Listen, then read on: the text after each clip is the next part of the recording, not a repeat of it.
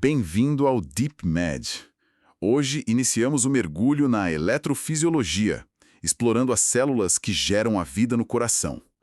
Ouça esse podcast no Spotify, YouTube Podcast e acesse o site https://www.deepmed.net.br. E se a gente tirar o cérebro da equação, a enorme maioria dos órgãos do corpo humano simplesmente desliga de forma imediata. Desligam na hora e de forma irreversível, na verdade. Pois é, mas o coração é uma anomalia biológica brilhante. Se todas as conexões nervosas que o ligam ao sistema nervoso central forem cortadas, ele continua batendo implacavelmente. Ele tem uma independência fascinante. Exato. Ele possui um motor próprio, tipo um cronômetro biológico, que não obedece à mente de forma cega. E para estabelecer o contexto da nossa nova temporada, a gente inicia hoje uma série bem detalhada sobre o sistema de condução e o eletrocardiograma. E temos uma base de fontes incrivelmente rica para isso hoje. Sim, temos resumos de aulas teóricas de medicina, transcrições detalhadas de análises clínicas e, claro, o excelente guia DeepMed. A missão deste Atuai é estabelecer as bases biológicas. A pergunta orientadora de hoje é muito direta. Por que o nó sinusal dita o ritmo cardíaco? E como o sistema se comporta em caso de falha de energia estrutural? É uma pergunta que muda a forma como enxergamos o órgão. Com certeza. Todo estudante da área da saúde sabe que o coração é uma bomba mecânica de alta performance. Mas as fontes de hoje nos forçam a abandonar temporariamente essa visão anatômica. A gente precisa olhar para o órgão estritamente como um circuito elétrico de resistências, capacitores e fiações. Certo, vamos desvendar isso, começando pela diferença fundamental na própria engenharia das células que compõem esse circuito. Olha, a quebra de paradigma real aqui é entender que a biologia simplesmente não confia no sistema nervoso central para manter a máquina mais vital do corpo rodando, sabe? É muito risco depender só do cérebro, né? Exatamente. Então, o tecido cardíaco é dividido em duas populações com objetivos completamente distintos. De um lado, temos a esmagadora maioria da massa, que são as células de trabalho muscular ou de condução. Que seriam as células fortes, imagino. Isso, elas são fortes, mas são passivas eletricamente. E do outro lado, escondidas ali no tecido, temos as células automáticas. E essas são a minoria absoluta, pelo que li. Uma minoria minúscula do volume do coração, mas elas funcionam como os verdadeiros marca-passos biológicos do órgão e ficam concentrados quase que exclusivamente no nó sinusal e no nó átrio-ventricular. E lendo os materiais, a diferença biofísica entre essas duas populações me deixou muito impressionado. É bem drástica a diferença. Sim. As fontes descrevem que as células musculares de trabalho dependem de uma ordem externa explícita. Elas precisam de um estímulo elétrico poderoso para abrir os canais de sódio e contrair. Elas ficam lá, quietas, só esperando a ordem. Já as células automáticas não têm uma linha de base estável. E eu fiquei pensando, fisicamente, como uma célula da biologia humana não consegue ficar quieta. O material menciona uma permeabilidade, tipo, como se ela estivesse vazando energia o tempo todo. É uma ótima forma de visualizar. Eu costumava pensar na eletricidade do coração como uma grande orquestra, onde o maestro dita o ritmo. Mas, lendo sobre a biofísica da membrana, isso me pareceu meio incorreto. A analogia da orquestra falha um pouco nos detalhes iônicos. Pois é, uma analogia muito mais fiel aos mecanismos iônicos seria imaginar uma célula muscular comum como um balde de água perfeitamente equilibrado no chão. Gostei, um balde no chão. Ele só tomba e derrama água que seria gerar o choque da contração se um fator externo for lá e der um chute violento no balde. Precisa de um estímulo. Mas a célula automática seria um balde posicionado exatamente debaixo de uma torneira que não para de pingar. Nossa, essa analogia do balde sob a torneira gotejante traduz com precisão cirúrgica a base da eletrofisiologia cardíaca. Faz sentido, né? Faz todo sentido. E o que pinga ininterruptamente dessa torneira, lá no nível microscópico da membrana celular, são íons de sódio. Nas células musculares estriadas comuns, o potencial de repouso da membrana fica ancorado e travado lá em menos 90 milivolts. Fica bem negativo. Bem negativo. Os canais de potássio estabilizam essa carga. A célula fica totalmente inerte, aguardando o tal chute. Mas nas células automáticas não é assim. Não mesmo. Nas células automáticas, como as do nó sinusal, a configuração elétrica é outra. O potencial de repouso é bem menos negativo, flutuando ali em torno de menos 60 milivolts. E, crucialmente, ele nunca, em nenhum momento, fica plano. Ele está sempre subindo, né? Isso. Existe uma corrente elétrica específica agindo ali, a famosa corrente Fanny. Eu vi esse termo. Literalmente corrente engraçada. Exato. Engraçado ou curiosa. Foi chamada assim pelos primeiros fisiologistas que observaram um comportamento iônico que parecia desafiar a lógica. E por que o termo corrente engraçada? Isso significa que os canais na membrana não fecham de maneira apropriada quando deveriam? Do seu relaxamento. Espera aí, na hora de relaxar, eles abrem? Isso. Enquanto qualquer outra célula estabilizaria seu potencial, a célula marca-passo abre esses canais Fanny e deixa o sódio vazar para dentro. É a torneira gotejando no balde que acabou de ser esvaziado. Perfeito. De forma autônoma e inflexível, a carga elétrica interna vai subindo progressivamente, saindo de menos 60 para menos 50 e depois menos 40 milivolts. E esse é o movimento que eles chamam de despolarização diastólica espontânea. Certo? Exatamente, ou a fase 4 do potencial de ação. E quando essa carga atinge o ponto crítico de menos 40 milivolts, ocorre o limiar de disparo. Uma quantidade massiva de canais de cálcio se abre simultaneamente. Aí o balde transborda violentamente. Transborda. A célula dispara o choque elétrico pelo tecido adjacente, repolariza-se e volta para menos 60. Apenas para a corrente Fanny recomeçar a encher o balde no milissegundo seguinte. E isso num ciclo que se repete bilhões de vezes. Caramba! O que se torna incrivelmente impressionante é a escala física da principal fonte de toda essa energia. É minúscula. Sim, o material aponta o nó sinusal, ou sino atrial, como o comandante natural de toda essa maquinaria pesada. E estamos falando de uma estrutura microscópica, medindo minúsculos 3 milímetros de largura. É quase invisível a olho nu. Uma fita de tecido especializada localizada lá no alto, na junção da veia cava superior com a parede lateral do átrio direito.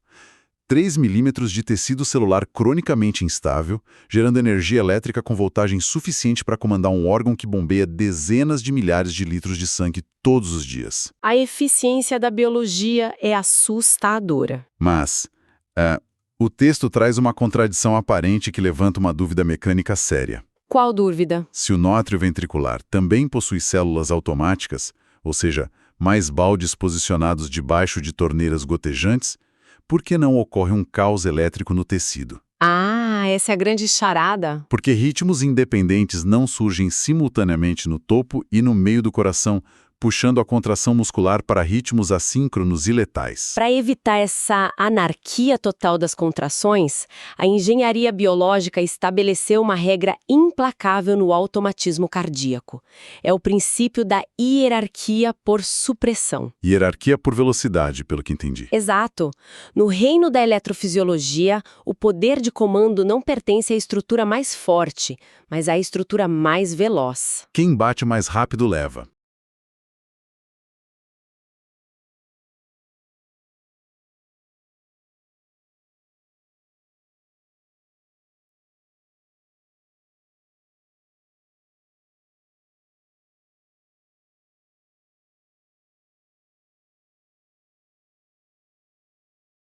Isso. O nó sinusal consolida-se como maestro absoluto porque a torneira química de sódio dele pinga muito mais rapidamente do que as outras. Ele atinge o limiar de menos 40 milivolts e dispara o choque numa frequência intrínseca alta. Geralmente entre 60 e 100 batimentos por minuto, né? Isso mesmo. O nó atrioventricular, por outro lado, possui uma corrente gotejante bem mais lenta. O balde celular dele precisaria de muito mais tempo para encher e tombar por conta própria. Ele geraria talvez 40 ou 50 disparos por minuto. Exatamente. E significa que, antes mesmo que as células do nó atrioventricular consigam atingir o próprio limiar de disparo e gerar o choque sozinhas, a gigantesca onda elétrica do nó sinusal desce pelo tecido, varre o coração inteiro, despolariza o nó atrioventricular de fora para dentro e zera o potencial de membrana dele abruptamente. Como um reset forçado a cada segundo. Como o Dr. Fábio Silveira argumenta no guia DeepMed, a hierarquia garante que quem bate mais rápido dita o ritmo, mantendo a estabilidade hemodinâmica. É uma frase perfeita para resumir a situação. As estruturas latentes inferiores simplesmente nunca encontram o tempo matemático necessário para expressarem seu próprio ritmo independente, pois o marca-passo sinusal já se antecipou e ditou a regra global. O que é fascinante aqui é como o princípio biológico da supressão por sobreestimulação atua como uma trava de segurança perfeita, sabe? Isso garante que a bomba trabalhe sob um único comando sequencial. E um detalhe fundamental abordado nas aulas teóricas é que a velocidade dessa torneira no nó sinusal é maravilhosamente plástica. Plástica no sentido de ser ajustável? Isso, ela é altamente sujeita à modulação autonômica profunda. O sistema nervoso central, lá no cérebro, é incapaz de criar o choque elétrico ou iniciar o batimento. Mas ele atua como um modulador direto das válvulas dessas torneiras biológicas nas membranas atriais. As transcrições clínicas elaboram muito bem essa dinâmica do mundo real. Os manuais clássicos definem o batimento considerado normal como oscilando entre 50 e 100 vezes por minuto em repouso. Mas a normalidade é contextual, né? Exato. Se a análise recai sobre um atleta de alta performance durante o sono profundo, constata-se que o sistema nervoso parasimpático inunda o território do nó sinusal com o neurotransmissor acetilcolina. Que age como um freio poderoso. Sim. Em nível de membrana, essa substância inibe ativamente a entrada de cálcio e abre mais canais de potássio, expulsando carga positiva da célula. Isso quase fecha a torneira, Fanny. O balde demora uma eternidade para encher. E, consequentemente, a frequência basal desse indivíduo despenca pacificamente para 40 ou 45 batimentos por minuto. E isso não é uma doença, mas um marcador de eficiência extrema. É um sinal de saúde cardiovascular. E no extremo oposto, se há uma ameaça iminente à vida ou o início de uma atividade física brutal, o sistema nervoso simpático reage disparando noradrenalina. Aí é o acelerador pisado até o fundo. Com certeza. Essa catecolamina liga-se diretamente aos receptores beta-1, concentrados naqueles 3 milímetros do nó sinusal. O efeito imediato é uma dilatação extrema dos canais de sódio e de cálcio. A torneira que só gotejava passa a jorrar. Jorrar mesmo. O balde enche e tomba repetidas vezes numa velocidade frenética, encurtando radicalmente a fase 4 e levando a frequência para 140, 160 ou até 190 batimentos por minuto instantes. Caramba! Aqui é onde a coisa fica realmente interessante do ponto de vista anatômico e da mecânica dos fluidos. A logística de distribuição do sinal. Sim, a ordem é gerada e o choque elétrico irrompe vigorosamente no teto do átrio direito. Agora, a forma como essa eletricidade viaja é uma obra-prima. Porque se a eletricidade se movesse pelos tecidos cardíacos do mesmo jeito que uma gota de tinta se espalha num copo d'água, expandindo para todos os lados, todo o músculo seria eletrocutado de uma vez só. E o coração sofreria um espasmo rígido, não bombearia nada. O material ressalta os mecanismos para impedir isso. O impulso elétrico utiliza vias preferenciais de altíssima condutividade. Ele desce do nó sinusal usando os feixes internodais e cruza para o átrio esquerdo por uma via expressa chamada feixe de Bachmann. Essa via expressa garante que os dois átrios contraiam juntos. Em perfeita sincronia. Logo em seguida, toda essa avalanche energética se depara com um funil de controle rígido, o nó atrioventricular. O nó atrioventricular consolida-se anatomicamente como a única ponte elétrica viável entre os átrios, em cima, e os ventrículos, lá embaixo. Tem um isolamento entre eles, né? Tem. Todo o perímetro da fronteira muscular entre os átrios e os ventrículos é protegido por um anel de tecido fibroso maciço que funciona como um excelente isolante. Não conduz a menor gota de eletricidade. E quando a onda elétrica bate nessa ponte, ocorre um fenômeno meio contraintuitivo. Uma pausa fisiológica drástica.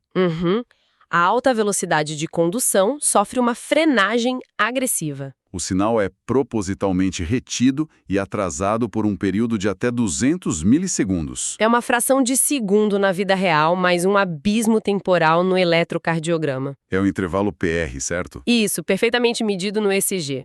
E sobre esse atraso, a leitura dos resumos me deixou intrigado. Se o objetivo é entregar a mensagem de contração rápido, retardar o envio no nó átrio-ventricular de propósito não soa como uma ineficiência de fábrica. Pode parecer, olhando de fora. Digo, dá para entender que a pausa cumpre a função de fornecer tempo para o sangue descer para os ventrículos. Mas, e no exercício físico extremo? Como o sistema lida com o fator matemático do tempo? Essa é a parte genial do sistema. Porque se o coração for para 180 batimentos, cada ciclo dura só 330 milissegundos.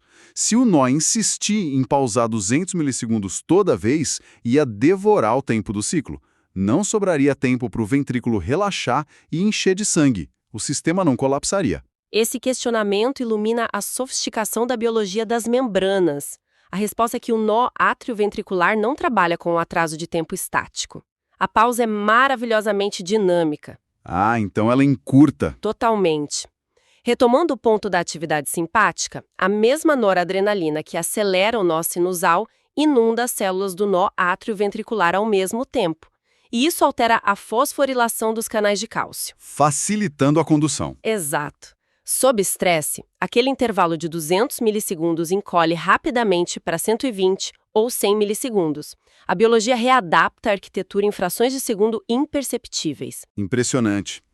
Então, ultrapassada essa pausa, os grandes ventrículos agora estão cheios de sangue rico em oxigênio, a eletricidade livre do nó atroventricular penetra numa rodovia de condução ultra rápida. O feixe de His e as vias de Purkinje. Isso. Desce pelo centro do septo e sofre uma bifurcação estrutural violenta. O ramo direito e o complexo ramo esquerdo. A diferença entre esses dois ramos sustenta informações muito valiosas para a prática médica. O ramo direito, como as transcrições mostram, é bem mais fino, longo e superficial.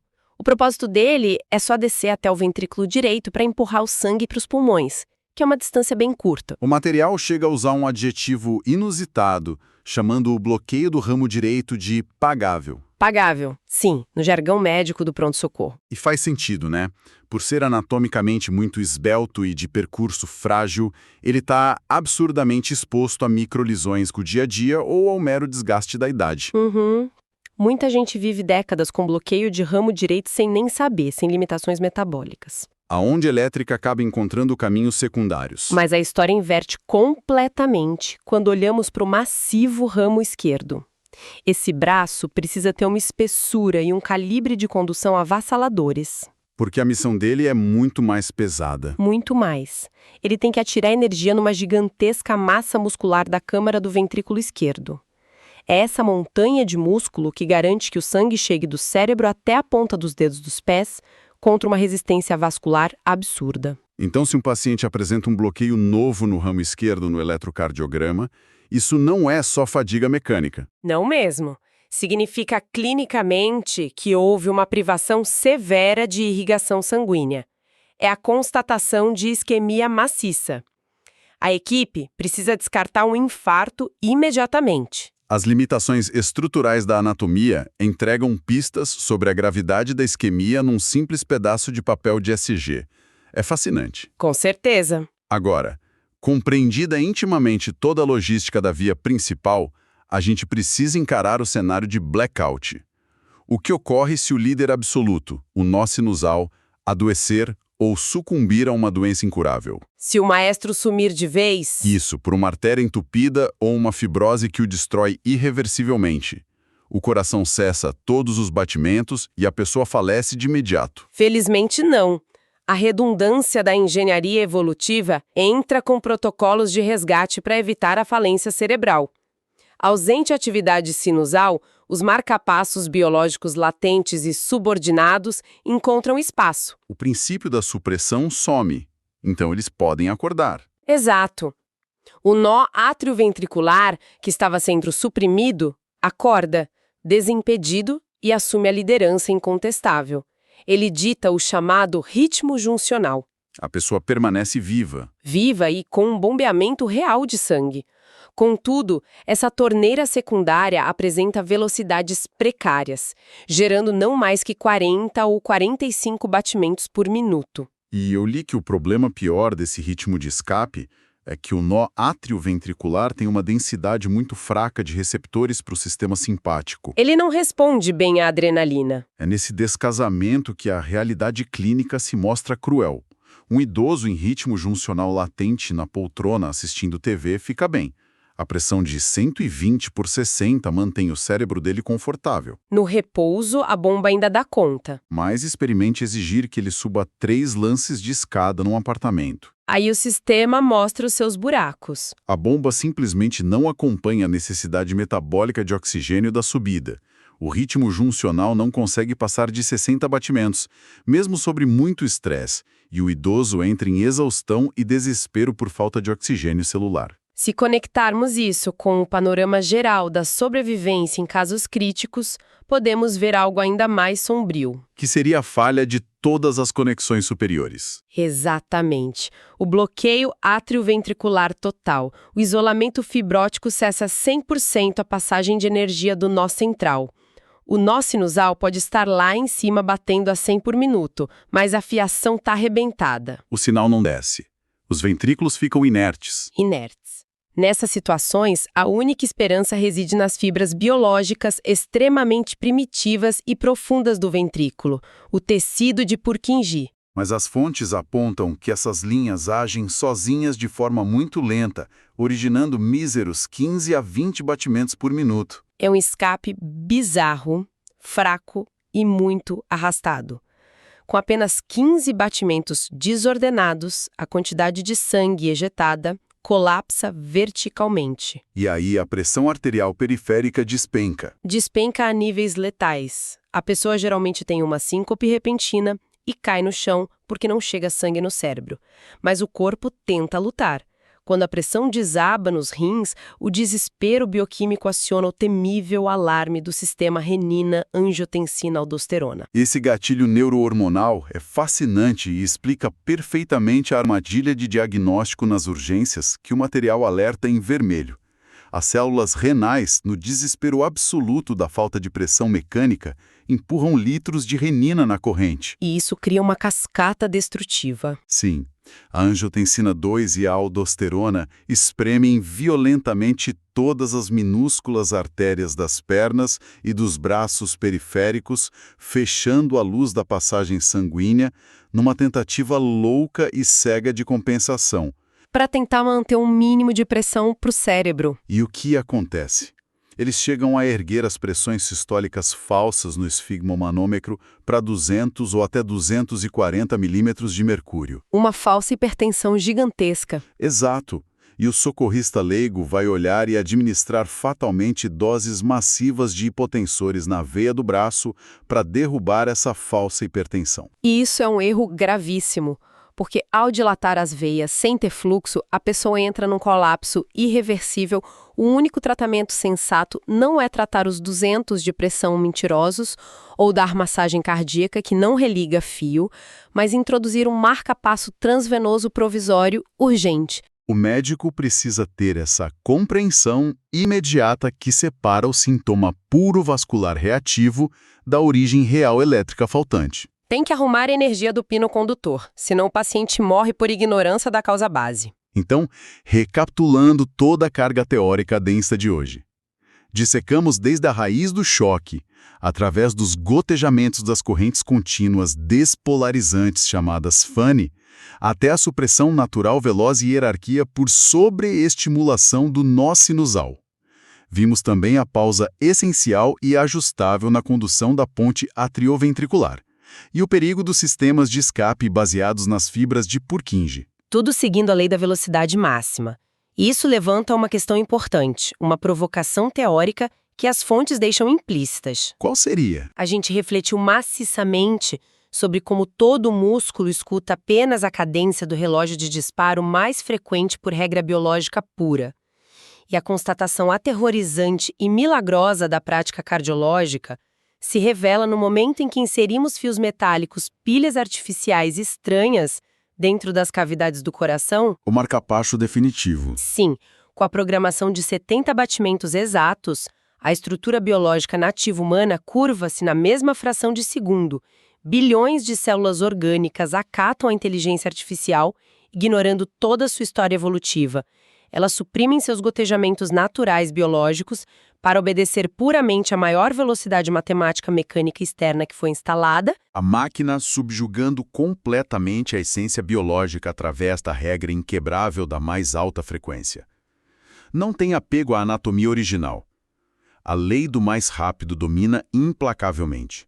Fantástico. Próximo módulo. Como essa eletricidade vira vetores e como posicionar os eletrodos para captar o sinal. Vamos abordar como toda a tridimensionalidade espacial das correntes invisíveis espalhadas pela musculatura densa se torna traduzível num pedaço de papel liso milimetrado com a lógica do triângulo teórico e os pontos das derivações precordiais V1 a V6. A câmera elétrica do investigador de arritmias necessitará de muita estabilidade.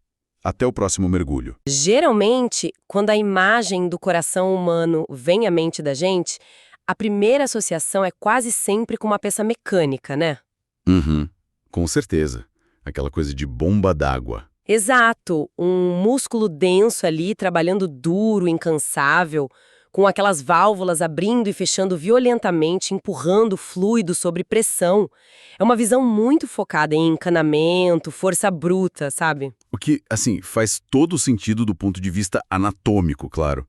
É uma máquina incrivelmente eficiente, mas essa visão mecânica conta só a metade final da história toda. Pois é. Porque antes de qualquer músculo se contrair de fato, antes de qualquer gota de sangue ser empurrada, existe um comando invisível que antecede tudo isso. Eu acho isso fascinante. E é aí que a coisa muda de figura completamente. Porque se a gente apagar as luzes dessa mecânica de fluidos toda e colocar, tipo, óculos capazes de enxergar apenas energia pura, aquele músculo vermelho desaparece. E o que sobra num lugar é uma tempestade elétrica espetacular. Uma tempestade mesmo. Uma coreografia de faíscas viajando por caminhos super específicos a cada fração de segundo. Exatamente. E mapear essa tempestade invisível é o que separa um exame de rotina perfeito de um erro diagnóstico que, cara, pode ser fatal. E eu fiquei impressionada lendo sobre isso. É por isso que hoje a gente dá um passo crucial aqui. Estamos no segundo módulo da nossa jornada, o famoso ato 2. Hoje a gente vai transformar essa eletricidade caótica em vetores matemáticos e entender, com precisão cirúrgica, onde colocar cada eletrodo no corpo humano. Perfeito. E olha, ouça esta nossa exploração no Spotify, YouTube e acesse o site deepmed.net.br. O objetivo desse nosso módulo hoje é dominar a geometria do ritmo e estamos oficialmente deixando para trás aquele mundo microscópico da fisiologia celular que a gente viu. A gente sai daquela troca de íons de sódio e potássio e entra na física do mundo real, né? Isso, no chão de fábrica da medicina, digamos assim. E para nos guiar nessa transição, a base de hoje vem do guia de estudos do sistema DeepMed, cruzando com as anotações e transcrições da aula do dia 3 de março sobre sistema de condução cardíaco e fundamentos de ECG. E lendo todo esse material com lupa, um mistério central salta aos olhos. Uma pergunta prática que vai guiar toda a nossa análise de hoje. Como o exato posicionamento de simples adesivos metálicos no peito de alguém influencia se a agulha da máquina vai desenhar uma montanha para cima ou um abismo para baixo no papel impresso? Certo, vamos desempacotar isso. Porque para essa tempestade fazer sentido no papel, primeiro a gente precisa olhar para a forma como a máquina enxerga essa energia. E as fontes trazem uma analogia absolutamente brilhante conectando fisiologia com eletromagnetismo usando o efeito Doppler da física. Nossa, essa analogia é sensacional. É muito boa, né? Tipo, imagine a seguinte cena. Você de olhos vendados, em pé na calçada de uma avenida movimentada e uma ambulância se aproxima com a sirene ligada. Sim, E o som vai ficando cada vez mais agudo, mais comprimido, estridente, sabe? É a física pura das ondas sonoras se acumulando à medida que a fonte da energia viaja na sua direção. Exato. Dá para saber perfeitamente, sem olhar para lugar nenhum, que existe uma massa de energia vindo em rota de colisão. E no momento em que a ambulância passa direto e começa a se afastar, o som cai. Ele fica grave, distendido, vai sumindo no horizonte. E o eletrocardiograma faz exatamente a mesma coisa. Mas em vez de som, ele monitora a voltagem. E em vez de alguém na calçada, quem está escutando é o eletrodo colado na pele. Caramba, isso facilita muito a visualização. Trazendo isso para a linguagem da nossa exploração, o material chama isso de teoria vetorial. O coração, ao iniciar aquele comando elétrico para bater, não emite energia para todos os lados como uma lâmpada, sabe? Aham. A despolarização cria uma frente de onda unificada. Tem uma direção e uma magnitude. Na física, chamamos isso de vetor. É uma verdadeira flecha de energia elétrica. Uma flecha invisível atravessando o tórax. E a regra de ouro, que a aula do dia 3 de março enfatiza, é muito clara. Se essa flecha aponta e corre na direção daquele eletrodo, a máquina entende como um sinal de aproximação positivo. A agulha sobe no papel. Isso. A agulha sobe, desenha uma onda positiva, igualzinha ao som estridente da ambulância chegando. E o reverso é totalmente verdadeiro. Se a flecha nasce perto do eletrodo, mas viaja para longe, fugindo daquele ponto, a máquina registra uma perda de energia daquela perspectiva. A agulha desce. É a onda negativa. Mas espera um pouco aí. Nem todo movimento é de colisão frontal ou fuga direta, né? E se a energia passar apenas raspando, tipo a ambulância cruzando uma rua transversal, passando perfeitamente de lado, o elétron não fica confuso com isso? De forma alguma. A máquina é extremamente precisa.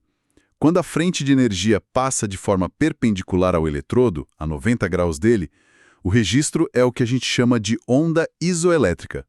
Iso significando igual. Ah, então fica metade para cima, metade para baixo. Exatamente. Nos primeiros milissegundos, enquanto o vetor se aproxima meio de lado, a agulha sobe um pouco. E no exato instante em que ele passa pelo centro do ângulo e começa a se afastar, a agulha desce a mesma quantidade abaixo da linha. O resultado é um desenho perfeitamente simétrico. O que prova o quanto a máquina é escrava da direção da eletricidade. O que é fascinante aqui é lembrar que o coração está lá dentro fazendo uma única coreografia o tempo todo. É o mesmo movimento elétrico em cada batimento. O impulso nasce no átrio direito e viaja para baixo e para a esquerda. É um evento só. Sim, mas assistido de vários lugares diferentes, né?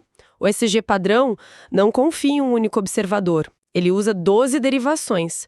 É como colocar 12 câmeras de segurança numa praça para filmar o mesmo carro passando. Perfeito. Para a câmera que está lá no ombro direito, a energia está nascendo e fugindo dela. Vai desenhar um buraco enorme no papel. Mas para a câmera na ponta da costela esquerda, a energia vem direto para ela, desenhando uma montanha. É o mesmo carro, a mesma ambulância, só muda a lente.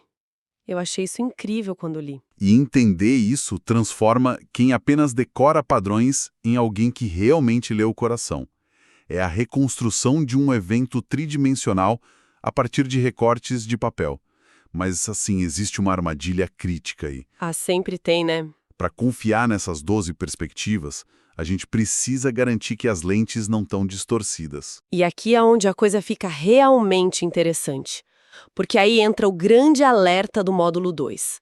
O instrutor na transcrição soa quase dramático sobre isso, um verdadeiro alerta de segurança operacional. Ele bate muito nessa tecla. Ele diz que a primeira coisa que um profissional deve olhar num eletro não é procurar um infarto ou arritmia. A primeiríssima coisa fica no canto do papel impresso, que é a calibração da máquina. O famoso 25/10. É a base de tudo. Se a padronização não for essa, a leitura inteira é um desastre. Vira ficção científica. Então vamos traduzir essa matemática para a realidade de quem atende. O que é fisicamente esse 25/10? Pense no papel quadriculado cor-de-rosa saindo da impressora. O 25 é a velocidade. O motor puxa o papel a exatos 25 milímetros por segundo. É o eixo horizontal, o tempo. Tá, velocidade de 25. E o 10? O 10 é a amplitude, o eixo vertical, a força do choque. A agulha é ajustada para subir exatos 10 milímetros, que são 2 quadrados grandes, toda vez que capta uma carga de 1 milivolt. É uma fita métrica universal. Entendi. Então, um médico no Japão e uma enfermeira no Brasil estão olhando para a mesma régua. Mas por que isso causa tanto pânico na aula? Quem é que desconfigura a máquina no meio de um plantão? Cara, acontece o tempo todo por motivos clínicos perfeitamente válidos. O perigo é a falha de comunicação. Pensa num paciente com obesidade mórbida ou com muito líquido ao redor do coração. Essa camada extra atua como um isolante acústico para nossa ambulância. O sinal chega super fraco nos eletrodos. Ah, então a onda sai minúscula no papel, fica impossível de ler. Exato. Para contornar isso, quem está operando aperta um botão que muda o ganho da máquina para 2N. Ele dobra a amplitude. A máquina desenha as ondas com o dobro do tamanho original só para permitir a leitura visual daquele paciente. E o desastre acontece em seguida, né?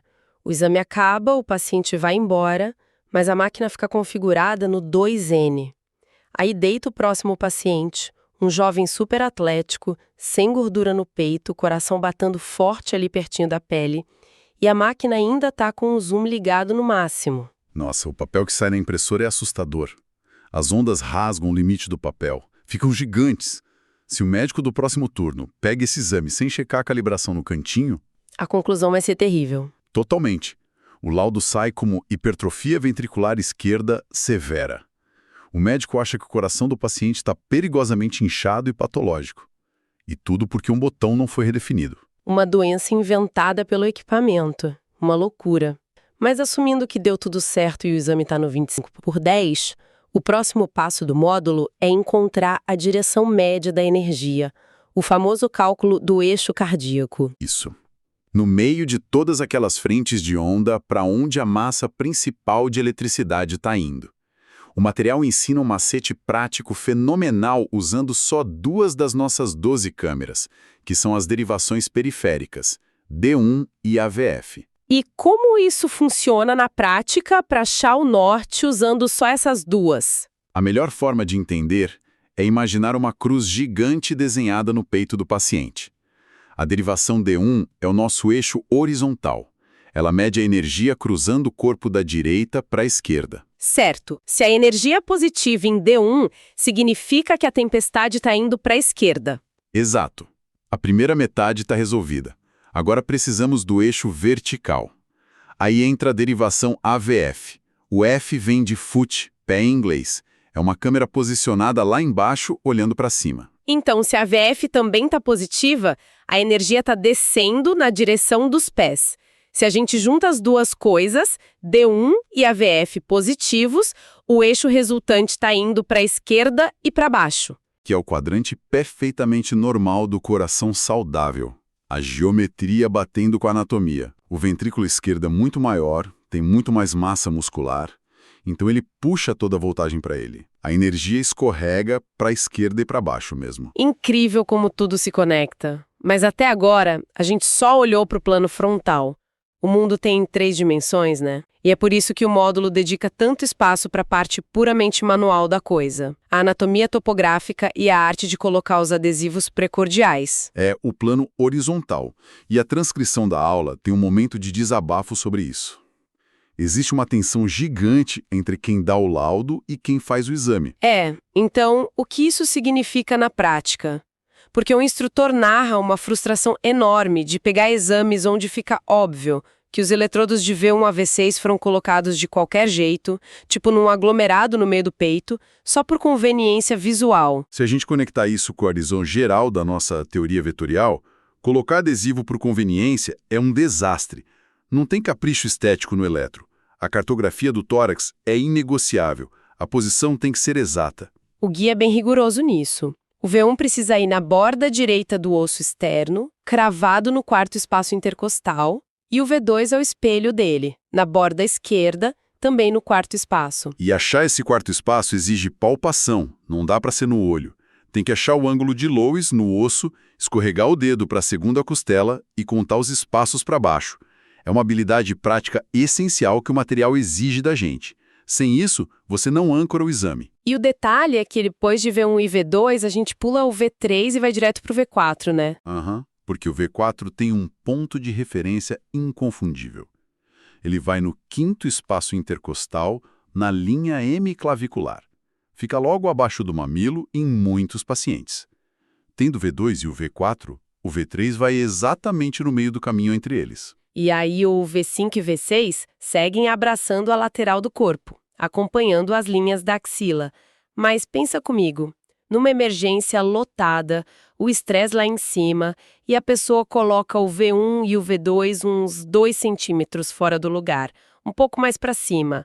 Faz tanta diferença assim? Faz toda a diferença do mundo. O raciocínio intuitivo engana a gente. A energia do coração continua lá, mas a perspectiva da câmera mudou totalmente. Volta na ambulância. Se você for para a rua de trás, a ambulância ainda existe, mas o som vai parecer que ela está fugindo de você. E aí o desenho no papel entra em colapso. Total.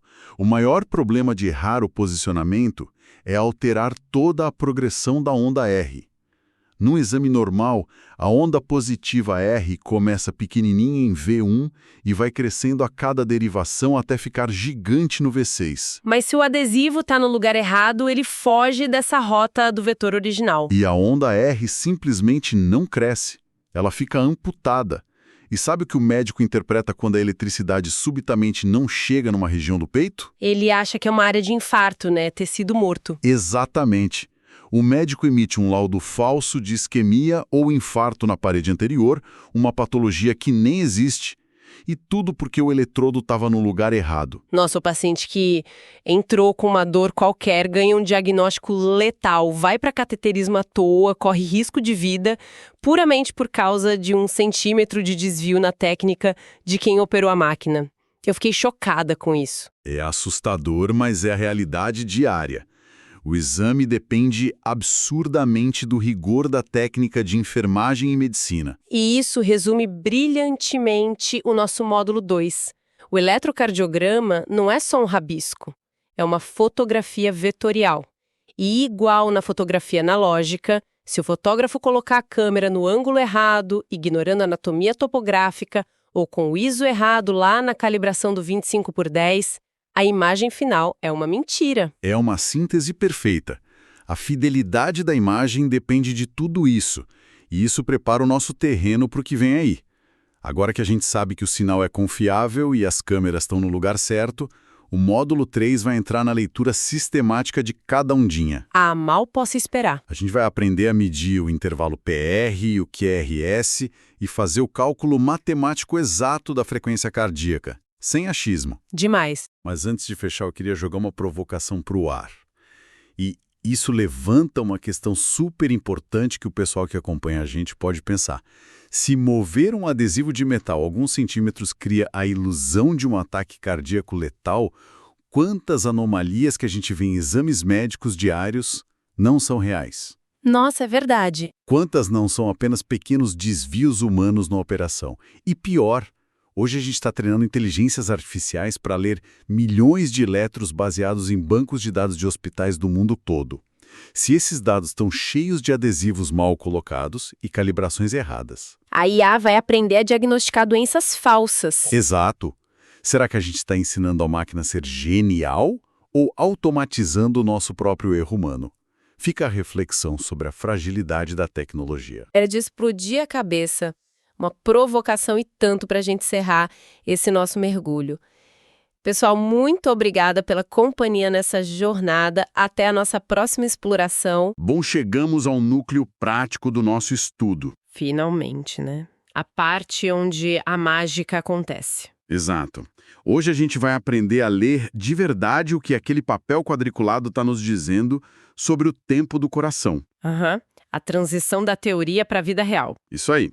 Lembrando que quem acompanha a gente pode ouvir essa nossa imersão no Spotify, no YouTube Podcast e também acessar o site, que é o deepmed.net.br. concluímos toda aquela nossa jornada técnica inicial. Sim, a base elétrica e vetorial já foi. Pois é.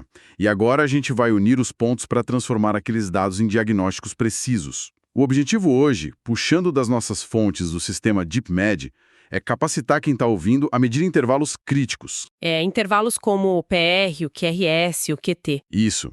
E também identificar o ritmo sinusal de uma forma bem sistemática. Tudo para consolidar aquele raciocínio de beira de leito, sabe? Com certeza, o famoso raciocínio rápido de plantão. E o que é fascinante aqui é que antes da gente focar nas ondas individuais, é preciso entender a métrica básica do papel. Certo, então vamos desempacotar isso. O papel do eletrocardiograma é tipo uma partitura musical, né? Uma ótima analogia, na verdade. Onde o eixo horizontal é o tempo. A máquina faz o papel correr a 25 milímetros por segundo. Mas lendo o material, tem aquela dúvida clássica, tipo, como a gente traduz esses quadradinhos em batimentos por minuto? Então, as fontes detalham 2 métodos essenciais para isso. O primeiro é a famosa regra dos 1500. Que é dividir 1.500 pelo número de quadradinhos pequenos entre 2 batimentos, certo? Exatamente, porque se o papel corre a 25 milímetros por segundo, em 1 minuto a gente tem exatos 1.500 quadradinhos passando. Faz todo sentido matemático. Mas tem um detalhe, isso só funciona para ritmos regulares. Se o ritmo for um reloginho, perfeito. Aí que tá. Porque num cenário real, se o coração estiver, sei lá, numa fibrilação atrial, a coisa muda de figura. Muda completamente. A distância entre os picos varia o tempo todo. Fica caótico. E aí essa regra dos 1.500 simplesmente desmorona, né? Desmorona totalmente. Se você tentar aplicar, vai achar uma frequência diferente para cada batimento. É por isso que o material foca muito em um segundo método para ritmos irregulares. Que é aquele de contar os batimentos num trecho de 10 segundos. Isso. A maioria dos aparelhos imprime um traçado longo de 10 segundos lá no final da folha, o D2 longo. Você conta quantos complexos QRS, ou seja, quantos batimentos, tem ali dentro e multiplica por 6. Genial, porque aí você tem a média real de 1 minuto inteiro. Sim, é a prova de falhas. Independentemente de quão bagunçado esteja o ritmo, multiplicar por 6 te dá a frequência cardíaca exata daquele minuto. Legal. Agora, tão importante quanto saber a velocidade é saber quem está no comando, certo? Fundamental. Quais são as regras do jogo para a gente garantir que o nosso marca-passo natural, o nó sinusal, é quem está ditando esse ritmo? Bom, a confirmação vem da presença constante de uma onda P antes de cada batimento. A onda P é aquela primeira lombadinha no traçado, né? Essa mesma. Mas não basta só ter onda P. O material da DeepMed explica muito bem a parte vetorial. A onda P tem que ser obrigatoriamente positiva em algumas câmeras específicas. Câmeras que você diz são as derivações D1, D2 e AVF. Exato. Porque o nó sinusal fica lá no teto do átrio direito e o impulso elétrico desce para o lado esquerdo. Ele vai na direção dessas derivações. Entendi.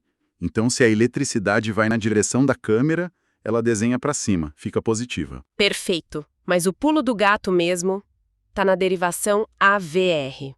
Ela fica olhando do ombro direito do paciente. Então se o impulso nasce perto do ombro direito e desce para a esquerda, ele está fugindo dessa câmera AVR. Fugindo o mais rápido possível. Por isso, em AVR, a onda P tem que ser obrigatoriamente negativa. Uma lombada para baixo. Isso. Se você pegar um elétron e vir uma onda P positiva em AVR, significa que a eletricidade está subindo em direção ao ombro direito. Caramba! Ou seja, não é o nó sinusal que está mandando. Não é. Pode ser um foco diferente ou o que acontece muito na correria do plantão. Alguém trocou os cabos dos braços na hora de fazer o exame. Nossa, é verdade. Erro de montagem. Bom, com a frequência e o ritmo estabelecidos, a gente começa a mergulhar na viagem desse impulso elétrico. A viagem pelas estruturas do coração. Exato. Transformando essas ondas em medidas de tempo. Vamos falar do intervalo PR. Lendo as aulas, eu fiquei imaginando o nó átrio-ventricular, o nó AV, como uma espécie de pedágio, sabe? Um pedágio estratégico, sim. É tipo numa rodovia expressa. A eletricidade vem voando, chega lá e pisa no freio. Mas por que o coração precisa dessa pausa? Porque a gente não pode esquecer que o coração é uma bomba hidráulica. A eletricidade só serve para fazer o músculo contrair. Certo. Se não tivesse esse pedágio no nó AV, a eletricidade desceria direto, os átrios e os ventrículos iam contrair tudo ao mesmo tempo. O que seria um desastre, né? Porque os ventrículos estariam vazios ainda. Totalmente inútil. Esse intervalo PR normal, que dura ali de 120 a 200 milissegundos... Que dá uns 3 a 5 quadradinhos, pelo que eu anotei. Isso, exatamente. Esse tempo é vital. É a pausa fisiológica para dar tempo do sangue descer do átrio para o ventrículo. Para encher o tanque antes o bombear. Isso mesmo. Só quando o ventrículo está cheio é que ele deve se contrair. Cara, é uma engenharia perfeita.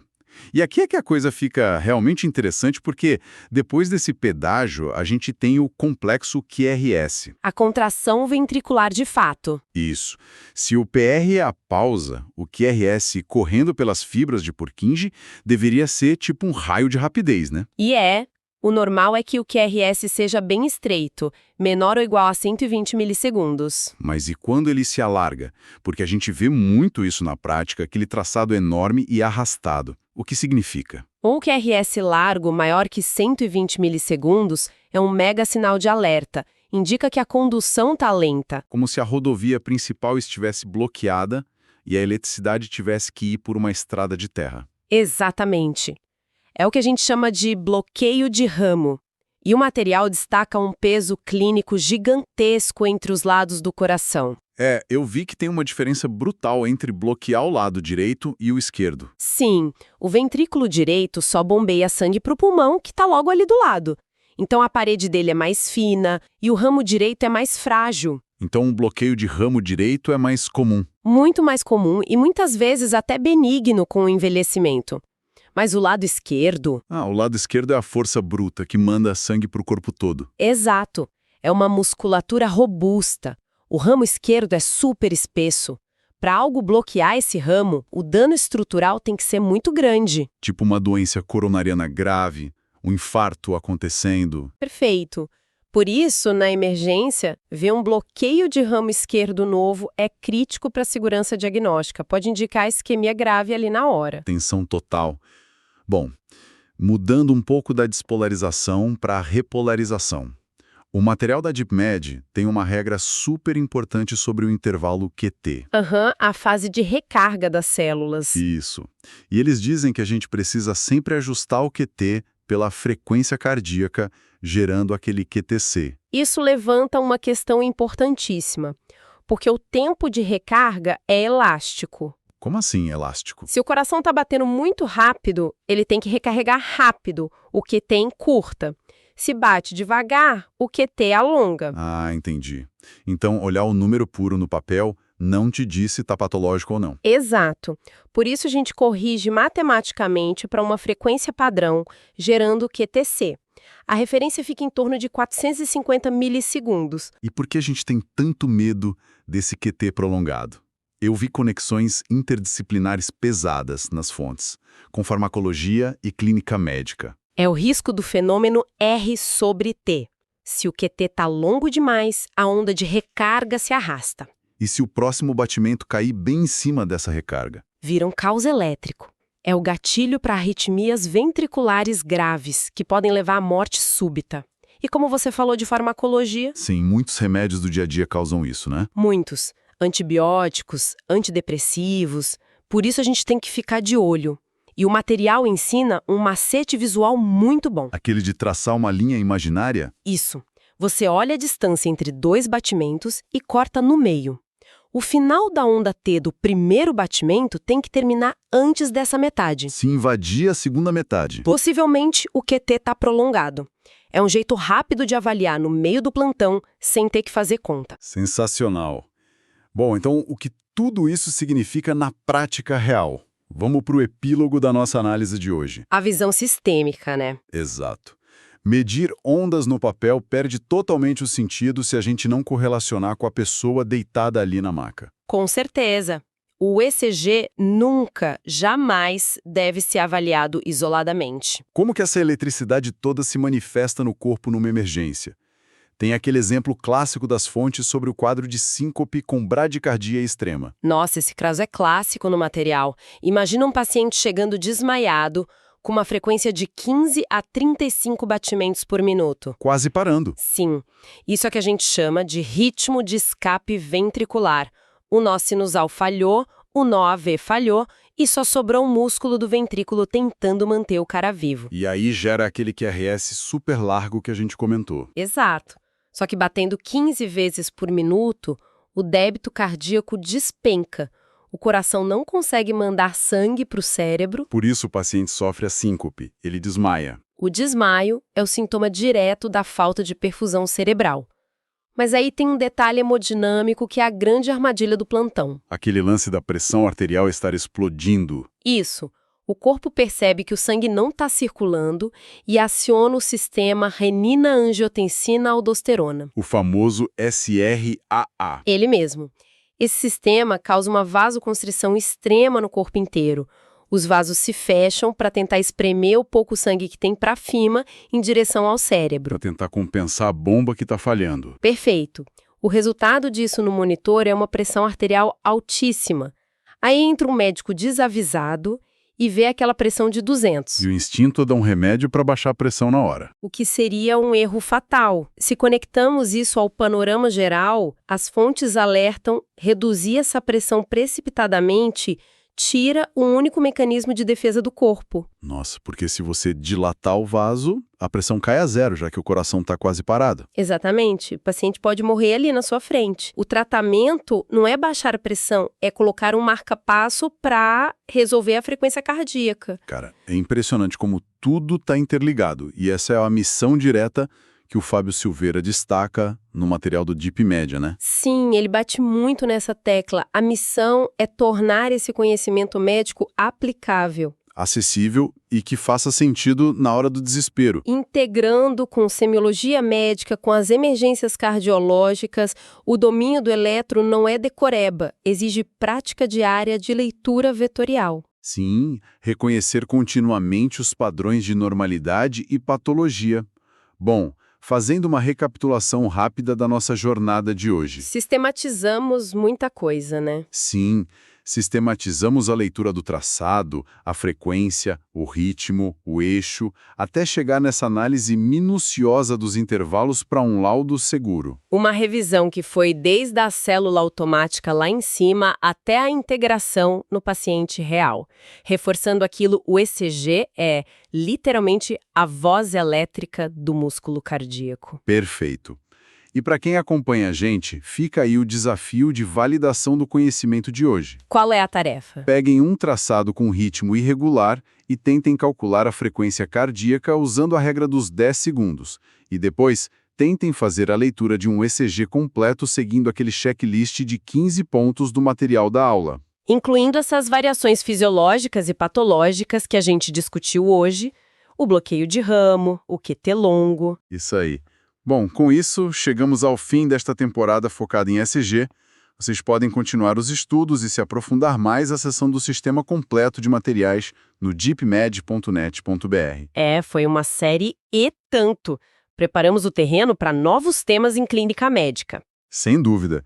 E eu queria me despedir deixando um pensamento provocativo que ficou martelando na minha cabeça lendo tudo isso. Manda lá. A gente passou bastante tempo falando dos sistemas de backup do coração, certo? Sim, as redundâncias. Pois é.